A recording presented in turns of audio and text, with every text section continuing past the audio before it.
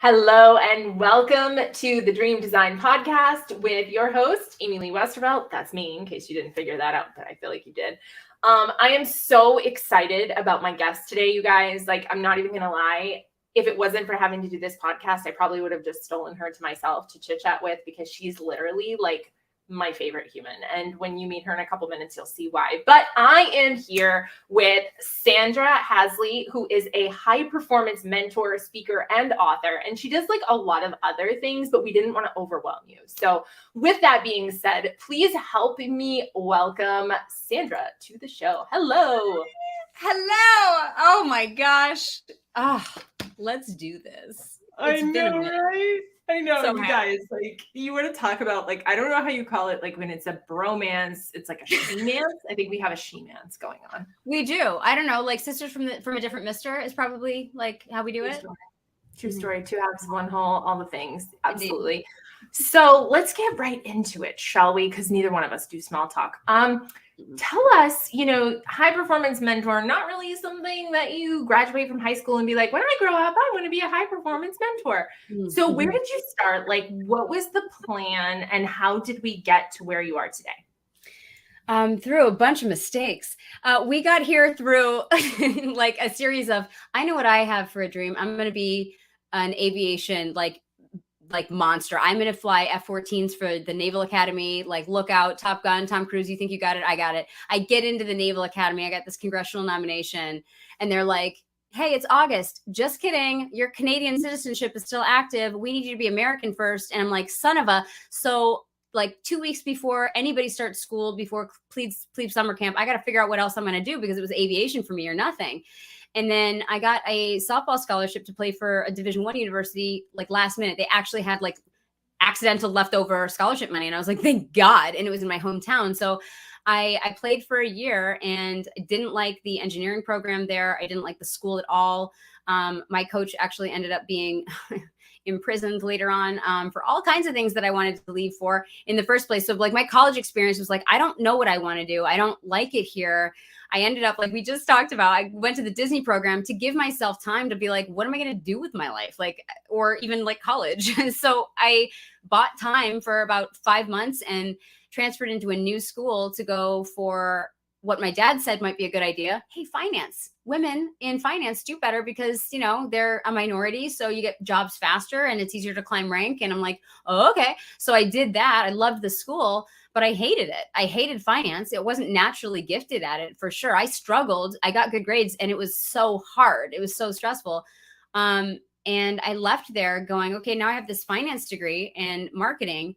And the marketing is actually a complete, like, it's a moot point now. It's all outdated by, a year after school's over. There are new marketing approaches. Now Facebook is starting to emerge. Like, people are doing different things with digital advertising. These rules for advertising and marketing are becoming like dead. So I got a job because a friend of mine who graduated at the same time in my town was like, you should go into mortgage brokerage. It's like where finance people go. I'm like, I really still don't know anything about finance, and I have a degree, but like, I don't know what to do with it. And I hate it.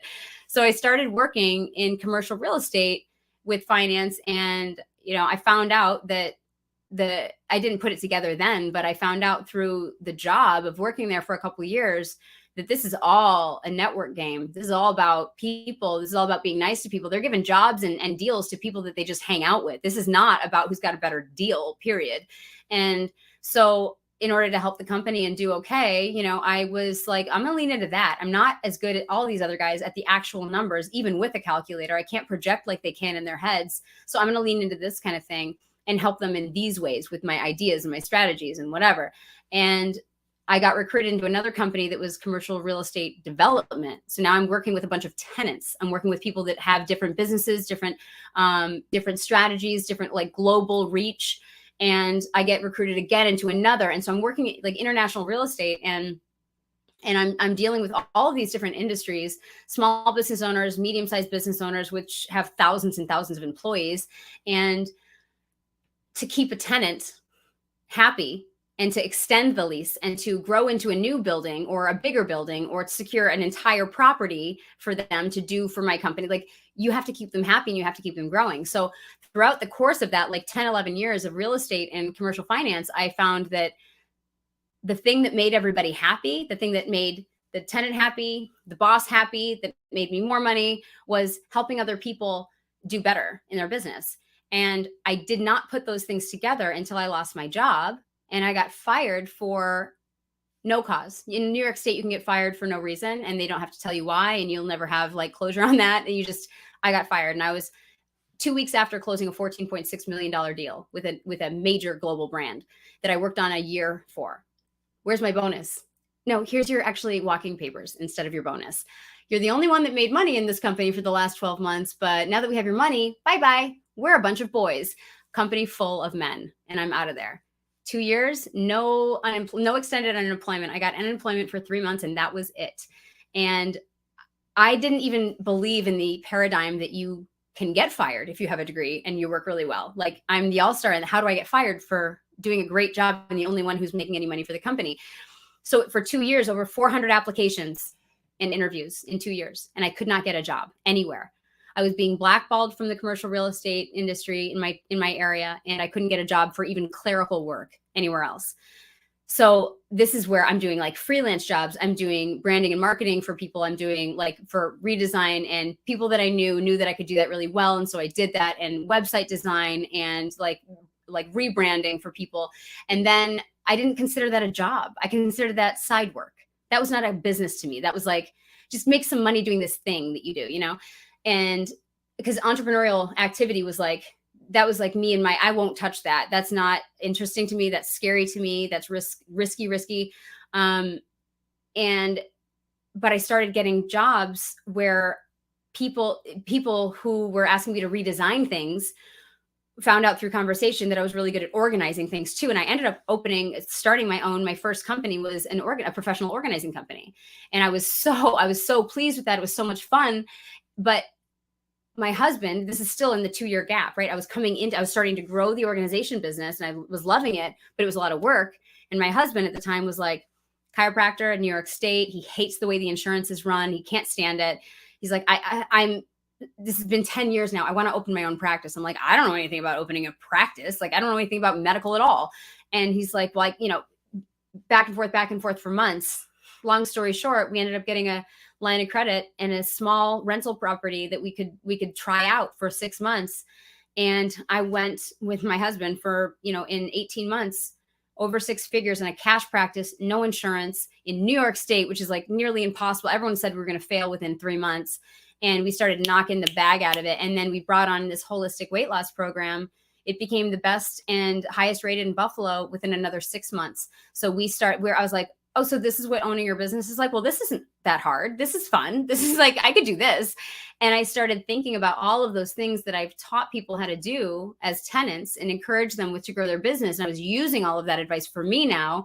And then I started getting other practitioners, chiropractic people, massage therapists, physical therapists, business owners all across the country reaching out to me. How did you do that? Well, how did you, and they're consulting with me now. And I'm like, well, I could charge for this because this is taking time. And I've got 2 babies strapped to my chest every day at work for 8 hours a day, 4 days a week.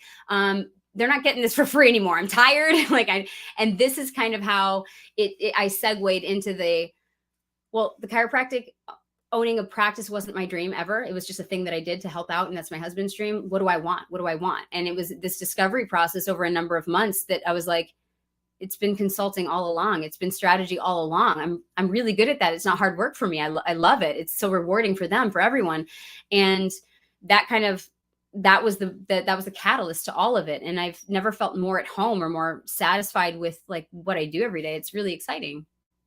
Long story short. It's so funny when you're saying that. You're like, and then I realized what it was. And I'm like, I'm picturing this like cartoon Disney movie in my head, like Disney, right? Like this little cartoon version of you where you're like, I know what I want. I know what it is. And you're like dancing and there's like the music. And like, I totally like saw that whole vignette play out in my head. Yes, that's how it felt. I had to share that. So that's really amazing. And, I think it's really interesting. You kind of pointed out, and I've never really thought of this or never really dug into it before, but this stigma about entrepreneurship, right? Like, it's almost like we've got this like used car salesman kind of deal. Like what is this? Oh, you're an entrepreneur. Like, what is that? Like, are you like pushing a cart like in the 1800s where you're like, here, buy my stuff? Like, And entrepreneurship, I think it really speaks to the person, like people are always like, well, why do I have to be an entrepreneur to work with you? And I would love to hear your thoughts on this. I feel like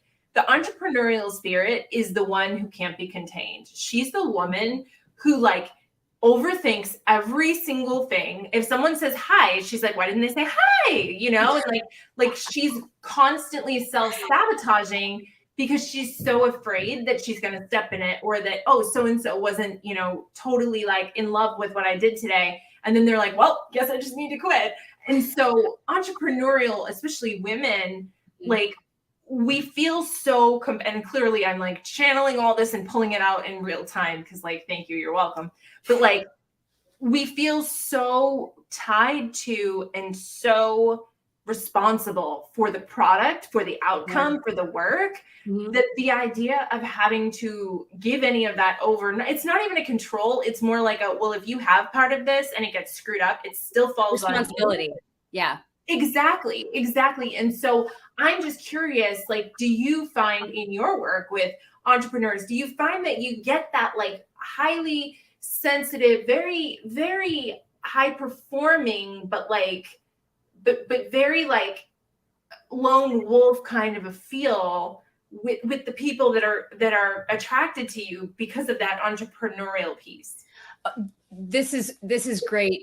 This is great line of questioning, because this is like an archetype of a type of entrepreneur for sure. And I think that I had more of that in the beginning because I was emitting more of that for myself. I felt very responsible and beholden to them because this was a new position for me. The framing was different now. I was by myself doing this with and for people, while before I was under the house of management of a company. And so the company, I didn't hold the responsibility. I just work here. Hey, whatever, I'm just going to help out and take it or leave it for advice. But you're hiring me to give you really good advice and strategy. And I was connected to the outcome in the sense that I felt responsible. And so I believe that I started to attract people that also felt the same because of that, and particular ways that I might phrase things, or the type of copy or videos that I would put out. And the more clients that I had, and the more experiences that I had with me as a business owner doing this one-on-one or small group coaching, I started to get real familiar real quick with the people who were using excuses as to why they weren't doing this. Initially I was questioning my own abilities. And then I was like, no, because you've seen this work every time you do it with somebody who does the work, Sandra. So that it's on them. You can only do so much. I'm not going to actually be able to do the work for them, but I will stand by them and support them while I give them the ideas to do it that they choose from and decide is the best for them.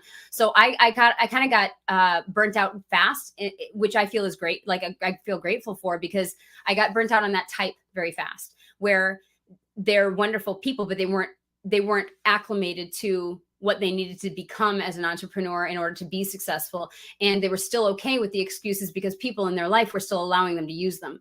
And I'm sitting over here allowing those excuses to mean that I wasn't doing my job all the way, until I realized, no, I got to ask them, keep asking. When they say it didn't work, when they say like they're disappointed in what came out of it or whatever, then I started asking, and I'm like, wait, they're not doing any of the stuff that we talked about. Wait, this is not on me at all. And then I started kind of, with that burnout, you change your language, you change your conversation, you change the energy that you speak with in a room, in front of people, in your copy.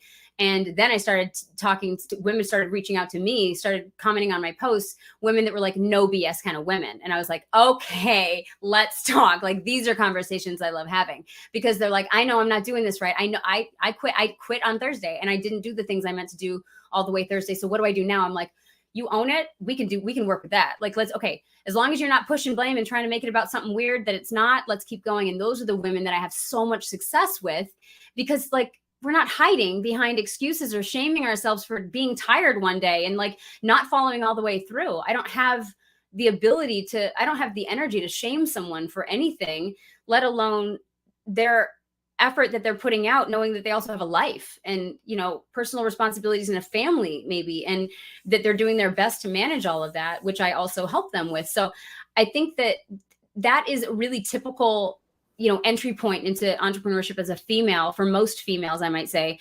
And then hopefully with enough exposure to clients, you get real conditioned out of it fast enough where you don't like drag too far out, where you start to still love what you do so you don't quit on it. You know what I mean?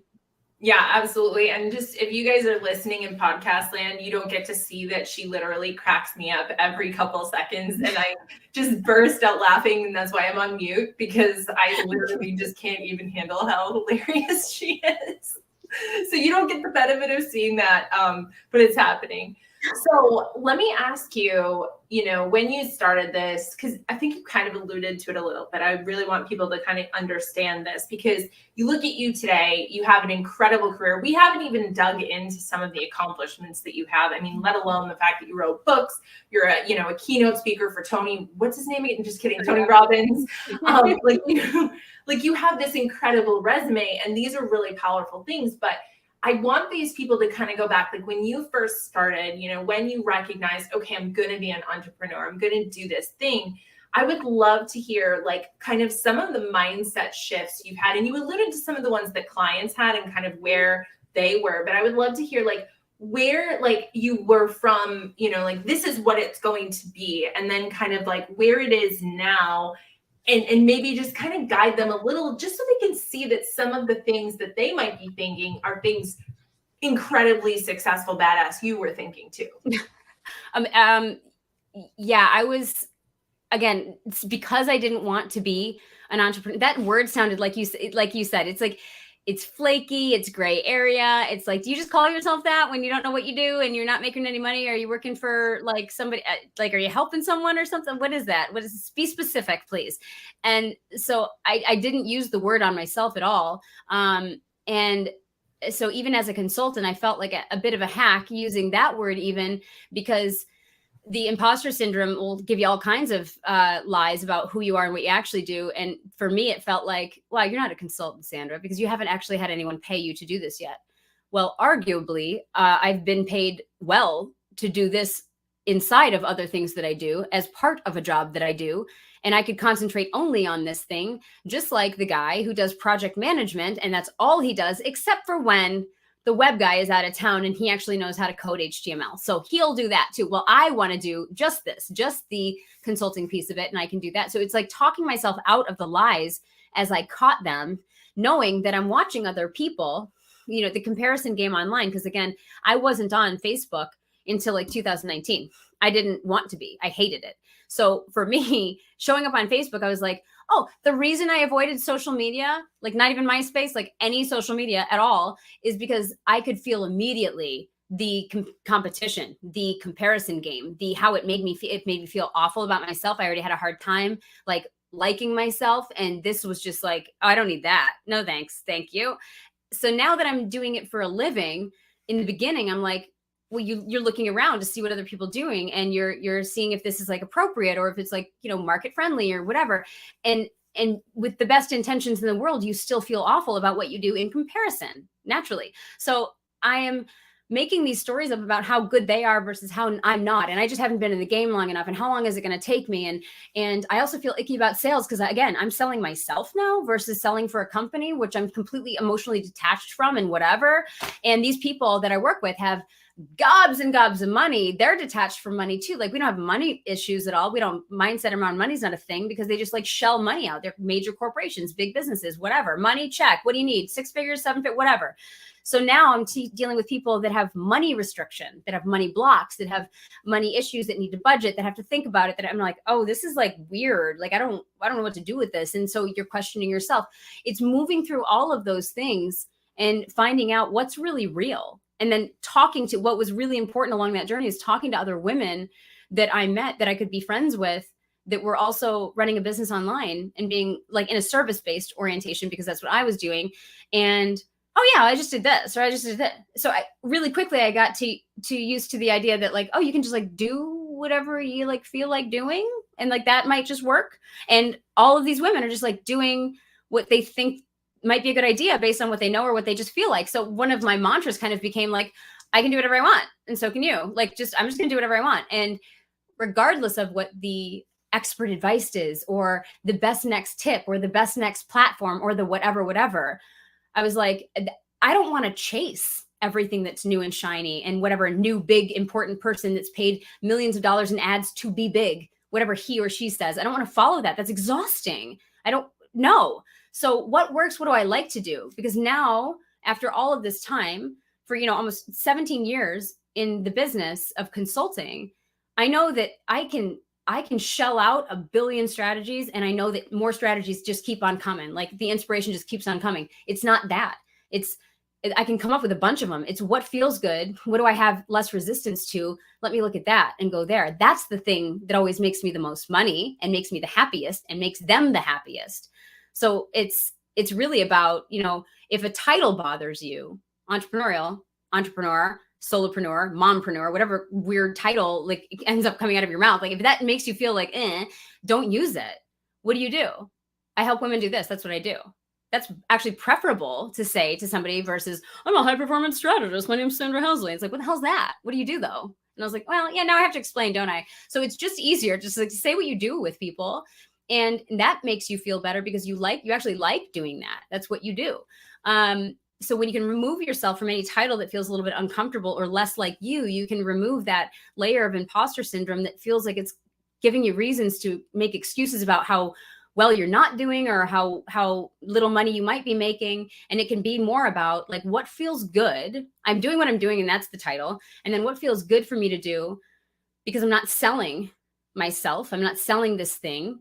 I'm improving their lives. They're not investing in me. They're investing in themselves. I'm helping them do it. But it's not about me at all. I'm just the medium for them. And we exchange money. And the money that they give me is so much more important, or rather the service that I give them is so much more important to them than the money they give me. They're like, yeah, take my money, like take my money, like help me with this thing. That's like, I think about going to the grocery store and when somebody says like, oh, eggs will be $2.87. And I'm like, I'm not like, $2.87, really? Wow. So you're just going to like charge me $2.87, like take my money. Like if I want omelets or like French toast, like take my freaking money and give me the eggs. What do you want? Like I will throw my money at you if that's what I want. I don't care. So taking that emotional element of, I feel bad about the money, or maybe she can afford it. Or maybe how many times have I spent money that I didn't know how I was going to come up with to get the thing that I wanted? We do it for mortgages. We do it for car loans. We do it for whatever we think that we need. We invest in it for school. Big screen TVs, like for the Super Bowl. How many people don't have a big screen TV? Like literally everyone on, like at least in America, has a big screen TV. I don't care who you are. And they're like, aren't they like $1,000, $3,000? So it's like people will pay for what matters to them. So when you're having that price objection with a client, I'm going to say this. It's never about the price. Mm-mm. It's never. If it was medicine for your child whose arm is going to fall off, you'd be knocking on doors. You'd be collecting cans. It's about whether or not the thing has value. So I completely agree with that. And I didn't mean to interrupt you. No, that's right. It's like they either don't see the value or it is not valuable to them. So you're either talking to the wrong person, that's why it's not valuable, or they can't see it as valuable because you can't explain it right yet. So you get clear on what it is you do. And I feel like that element too, if it's helpful for people, is just really, if you were to tell your best friend, well, what do you help them do? Like, what are their problems? Explain the problems. That's your answer. That's how you market people. And then your best friend says, well, like, what do they get out of it? Oh, well, here's what happens when they work with me. They do this. They feel like this. They get this. That's the marketing. Use that. Imagine talking to your best friend when there's no pressure. You're sitting on the couch and she's asking you questions about what you do. What your answer is to your imaginary best friend on the couch is your posting, is your video content, your value add. Like that's what you talk about on podcasts, on whatever, No, absolutely. And I think that that's a really good point to make because people overcomplicate it, and there are people, we want to be careful that we don't demonize these people. There are people that make money off of selling straight strategy. Here's this. It'll work for you. And we're coming into a paradigm shift, where we're like, wait a minute, your strategy isn't going to work for my strategy. It's not going to work for me. Like it could, aspects of it will, but it really has to come from inside of me. You can guide me. You can give me your best practices with the understanding that some stuff isn't necessarily going to align for me. And I think that's where we're going in the coaching. And honestly, I feel like you and me, we're not even really coaches so much as we're like activators. Like we're the people that like get you to like go do the thing. It's not like we're like, hey, great job, good, you know, keep doing that. We're like, no, get in like this, like we're poking, we're like stoking that flame. And I think that's a very different way that a lot of coaches used to show up, where it was like, you know, here's the content, let me know if you need anything. And like, that's not us. And that would never fit our personality either. So, speaking of which, I would love for you to tell us a little bit about, and I promise I won't keep you too long. I totally sucked up all of our quality time before this started, where we had like our little like. No, we both did it. We were reminiscing. Totally right. So I won't keep you long, but one question I do want to get out before we get all your links and everything is just tell me about the person who's the perfect fit to work with you. Like, let's talk directly to her in this moment. Like, who is she? What is she going through? And then we're going to tell her how she can find you.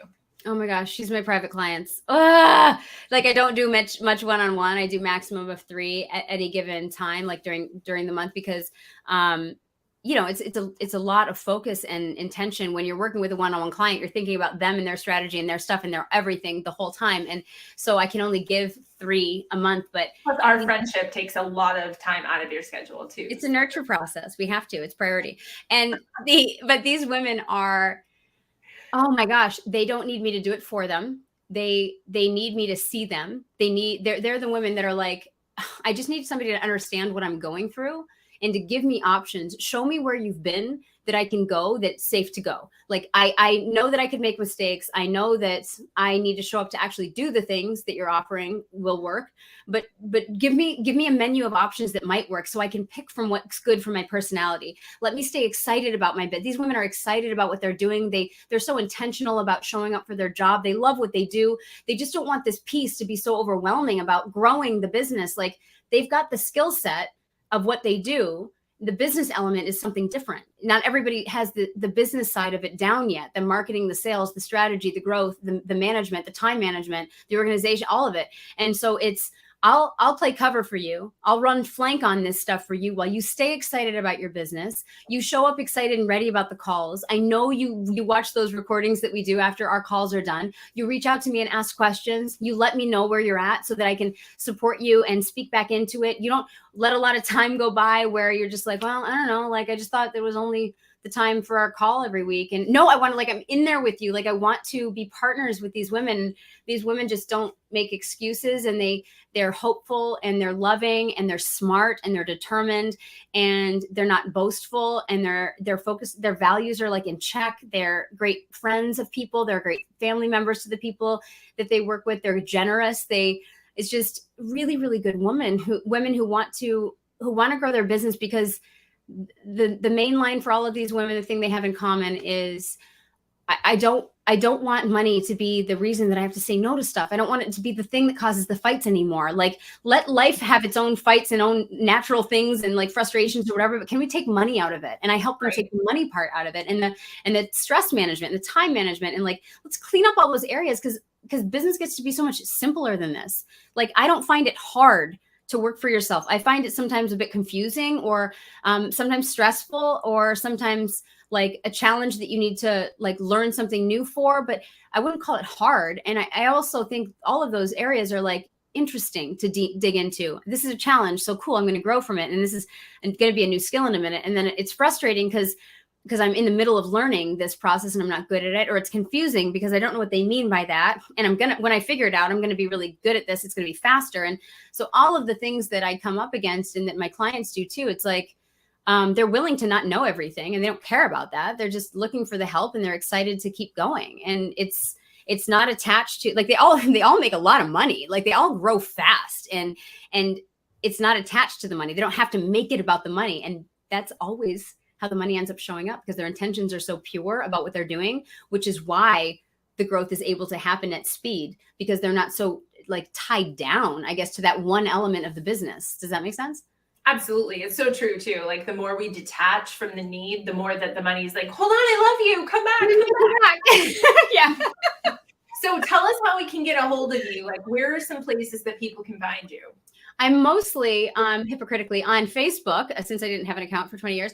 I'm mostly on Facebook, and then I hang out on Instagram too. I have accounts everywhere, LinkedIn, TikTok, and all of that. But and I'm responsive everywhere. But I think that, to see more of what I do is going to be on, it's going to be on Facebook, maybe on Instagram. And then I have my website where I host all of my, regular, like anything that's happening, current events or stuff coming up is on my website too. So, and there we go. There it is. And then we have a super fun freebie that you have for everybody that we will make sure is in the show notes. Just tell us 30 seconds on that real fast so they can get excited about it. No problem. So, this is a beginning of the year, mid-year, any time of the year before the end of the year. It's a guided visualization about future projecting into your most successful year ever, and like walking you through feeling the feelings and really like being in that space of like being present with what it looks like to have a successful business and what it feels like and those different elements in your life and the detail, and like you get to actually feel the feelings of being in the successful spot that you dreamed about.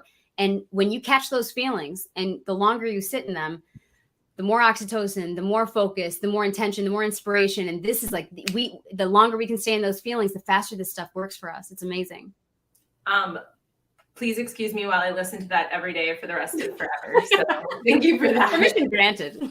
Oh my gosh, I love you so much. I'm going to close this up, but you have somewhere you need to go. So you go ahead and run off. But I just wanted to say thank you so much for being here. It has been a blast hanging out with you before, after, and later. I'm sure we'll be in the DMs. So love you to pieces. Yeah. Thank you for being here, guys. Check her out, follow her, do all the things. Her energy is fantastic. And her strategy is literally next to none. So thank you, Sandra, for being here. I love you. Thank you so much for having me. I'll talk to you soon. Okay, bye. That'll do it for this week on the Dream Design Podcast with Amy Lee. Until next week, may you be happy, may you be healthy, may you be safe, and may you be at peace. Namaste.